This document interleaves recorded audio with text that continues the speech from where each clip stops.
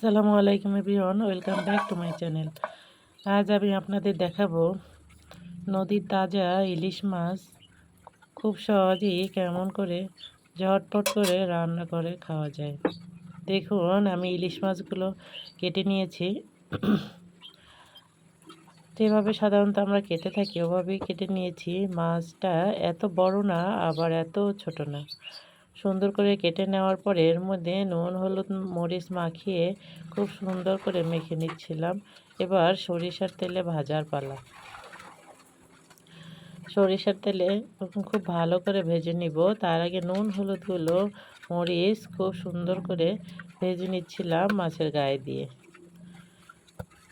যেন খুব সহজেই মাছটা তেলের মধ্যে দিলে মশলাগুলো খুব ভালোভাবে মিশে যায় এবং খাওয়ার উপযোগী হয়। দিয়ে দিয়েছি সরিষার তেল। সরিষার তেলের মধ্যে ইলিশ মাছ ভাজি সবারই পছন্দ। এক পাশে ভাত রান্না করেছি, আর এক পাশে মাছ রান্না করতেছি। দেখুন, এক এক করে সব মাছগুলো দিয়ে দিয়েছি।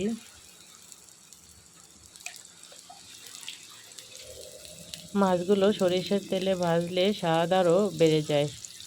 খাঁটি সরিষার তেল হলে তো কথাই নেই, কিন্তু আমরা তো বাজারের থেকে কিনে খাই, জানি না এটি খাঁটি কিনা, ভেজাল আছে।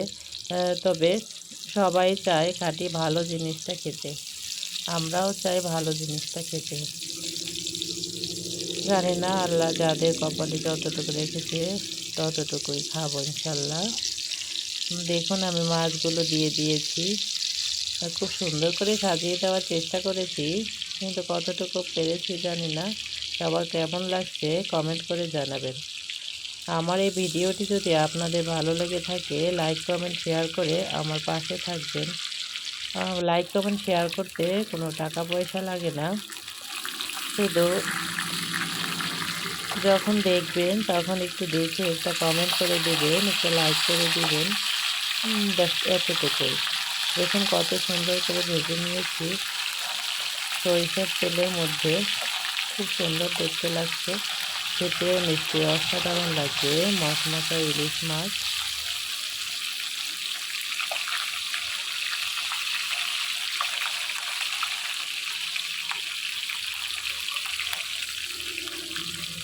ভাজা হয়ে গেছে, এবার তুলে নেওয়ার পালা। আমি একটা একটা করে মাছগুলো তুলে নিয়েছি।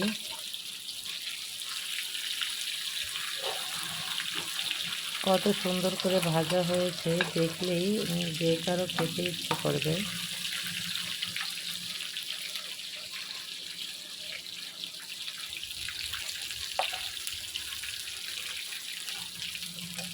এবার এই ভাজা মাছ দিয়ে গরম ভাতের সাথে খেতে অসাধারণ লাগবে। আশা করি আপনাদেরও ভালো লাগবে। দেখুন, আমি এখানেও চাচ্ছিলাম খুব সুন্দর করে ডেকোরেশন করার জন্য, বাট কতটুকু পেরেছি জানি না, আপনারা কমেন্টস করে জানাবেন।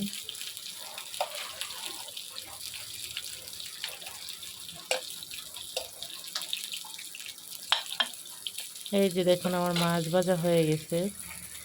এবার খাওয়ার পালা। টেবিলে গরম ভাতের সাথে এক টুকরো ইলিশ মাছ, সাথে একটু ভাজা তেল, সবার খুবই ভালো লাগবে।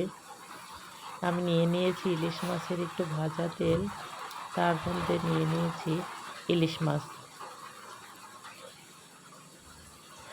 আশা করি এই খাবারটা সবারই ভালো লাগবে, সবাই খাবেন এবং আমাকে লাইক কমেন্ট শেয়ার করে একটু সহযোগিতা করবেন।